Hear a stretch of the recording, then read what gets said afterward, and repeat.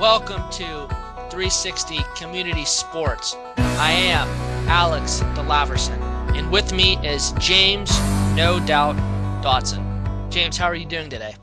I'm doing great, Alex. How about you? I'm doing good too. We have a number of topics we will discuss tonight, such as a Seton Lasalle Brentwood game, Pitt hoops, Penn State hoops, and even some NFL football. I mean, it is the Super Bowl featuring Pittsburgh, so we will talk a bit about it. But before we get into all that, just a few things. One of Pitt's football premier recruits, Lafayette Pitts, an all-star athlete, four-star prospect, has decided that he will instead take his talents to New Jersey and play for Rutgers. Former Pitt offensive coordinator Frank Sinetti Jr. is now with Rutgers, so I would imagine that that has a lot to do with the decision, but that's just me. Um, Todd Graham believes he was able to make up for the loss of Pitts by bringing in four recruits of his own. I believe two of the four he brought with him were from Tulsa. They weren't really highly regarded recruits, so we'll see what happens, but we'll get more into that later. I like to talk about an interesting topic, the Seton LaSalle Brentwood game. Um, it's a controversial topic. You know more about it than I do. James here has been covering this story pretty extensively. What can you tell us about this story, James? All right. Well, the story is that almost 2 weeks ago now, uh, powerhouse AA school Seton LaSalle for women's basketball uh, invites into their home court Brentwood, little small school, barely considered AA, and a very young team. The final score, 113 to 14. It's just an astronomical. It's something that a lot of people don't like seeing, and people are shocked to see it written in the newspapers. But they were up 68 to 4 at halftime. 68 to 4. 100 to 10 after three quarters. So and now after everything that's gone down with it, the WPIL has stepped in and pretty much told Seton LaSalle High School, said, hey, what actions, period, are you going to be taking against your coach for what they're calling unsportsmanlike conduct? Well, I think what's on people's mind though is how can Brentwood only put up 4 points at half and only 14 points together at the end of the game? Is that an issue of Brentwood not playing at all, or Seton LaSalle running up the score? Either way, 14 points in any case looks bad for Brentwood. I mean, that's just ridiculous. Can you really blame the coach for running up the score? Maybe it was Brentwood's fault for maybe their players are just standing around not caring. What's the issue here? Well, let's just look at a couple of stats for Brentwood so far this season. They've had some pretty bad losses before the Seton LaSalle debacle. They lost 71 to 9 to Avonworth on Brentwood's own home court during the opening season tournament. They lost 65 to 11 versus section opponent Bishop Canevin. They lost 64 to 12 to Steel Valley. So this isn't just some random occurrence that they're only putting up 10, 14 points on the board. Before the Seton LaSalle game, they were still averaging 22 points a game. That's it. They were an average margin of defeat now for their section games is 39 points. So Brentwood is just a young team that probably shouldn't be in AA right now. And But even on the other hand, though, you look at Seton LaSalle, powerhouse, private school, so you have people, will question, well, do they get the recruiting and what happens with all that and how is that good? But the story is that even if you don't count the Brentwood game, they're still averaging over 67 points a game, averaging less than 38 points a game. That's a differential of over 31 points per game that they are winning by every game. 31-point victories. And these leading up to the Brentwood game, listen to some of these scores. 83 to 11, 58 to 21, 83 to 28, 86 to 45, 71 to 35, 74 to 33. So, and it's just, I think St. LaSalle is this good, Brentwood is this bad, but you look at what actually happened in the game. It's not like he played his starters in a full court press the entire game. The starters and second string played the first half. When you came out in the second half, he played the starters again for the first 2 to 3 minutes, played the second string for 2 to 3 minutes on a running clock, and then it was the junior varsity team the rest of the way. Over 16 players. 16 players scored for Seton LaSalle in the game. I think they had 19 on their varsity and JV roster combined. So everybody got in the game. You don't have to worry about that. And I mean, people ask then, why even put your starters back in when you're winning by 64 at halftime?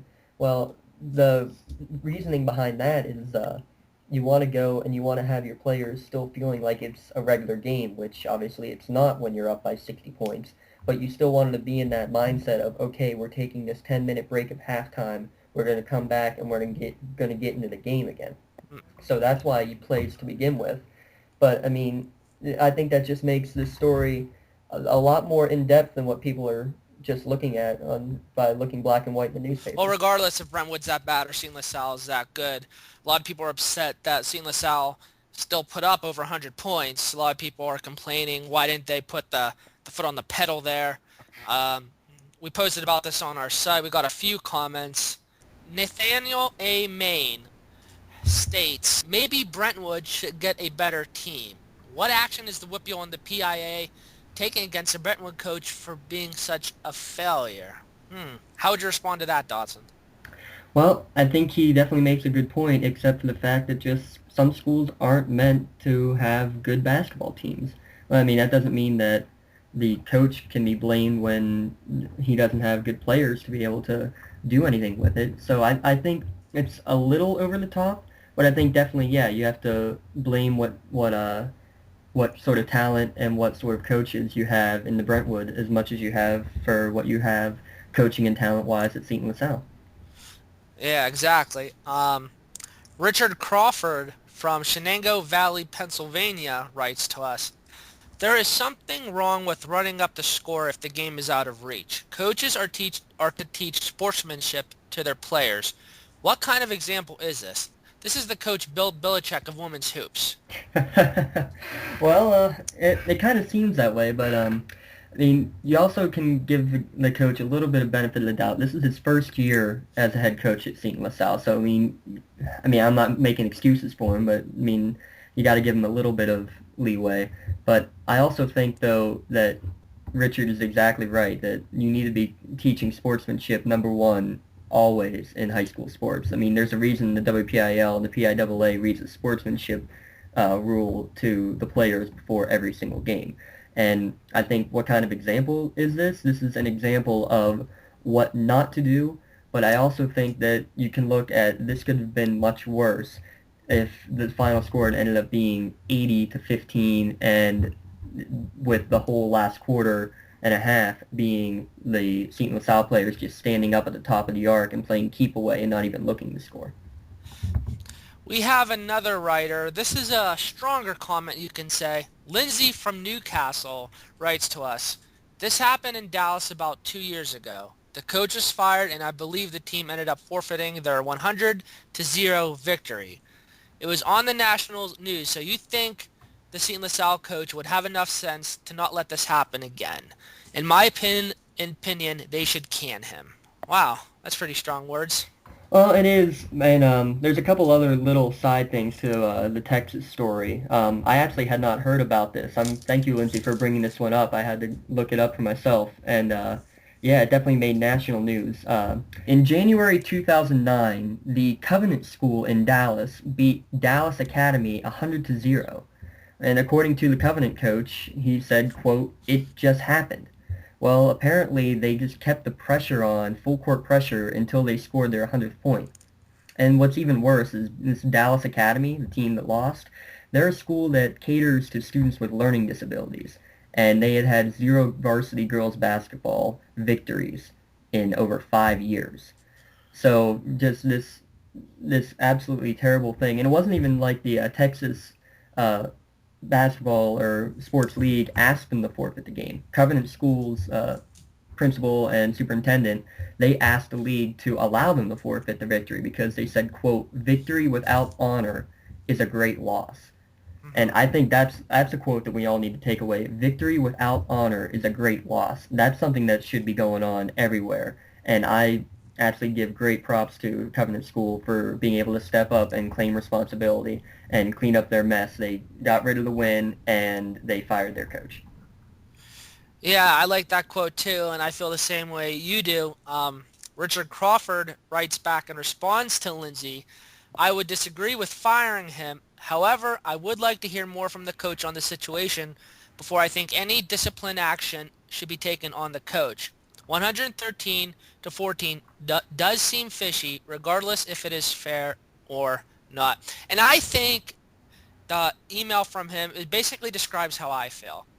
Um, do we really know what was going on? I mean, we weren't at the game. We only know so much, but I would like to hear more from the coach than anything, just not just one sentence about it and let it go. Um, I don't know. Maybe I'd like to see some video how the girls performed, but Yeah. I really don't know how to feel about this until I know more about it. Well, and I think one thing in looking through all of these newspaper articles and blogs talking about it is that after the game, the coaches and the teams shook hands. There was no animosity towards one another. Everything was completely fine. So, I mean, from that, it doesn't sound like the players were taunting as they were going up and doing 360 reverse dunks or anything like that. So, I mean, I think that in and of itself is a big indication as to what type of game this really was. Yeah. Well, yeah, I agree with you on that sense too. Well, So, I mean, here's the if one. I mean, here's one other issue though. Why are we only talking about this game? I mean, on that same night, Fort Cherry beat Mapletown 71-7. Rochester beat Western Beaver 66-8. Other insane blowouts that shouldn't happen in scores with scores this lopsided. well, But you I'm don't have sorry to cut anything you talking off. about them. Well, I'm sorry to cut you off, but I think the reason why no one's talking about it is because no one has even heard about this. This is the first thing that came out on Post Gazette Tribune Review was this game. I didn't know about any of those other games, so he just mentioned them.